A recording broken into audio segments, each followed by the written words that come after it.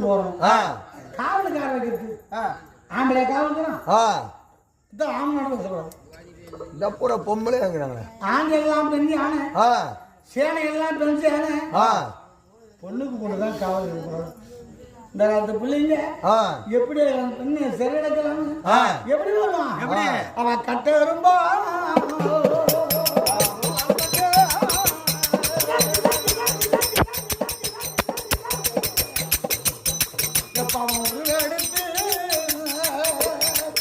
அவன் கல்லுல தொலைச்சி விடுவான்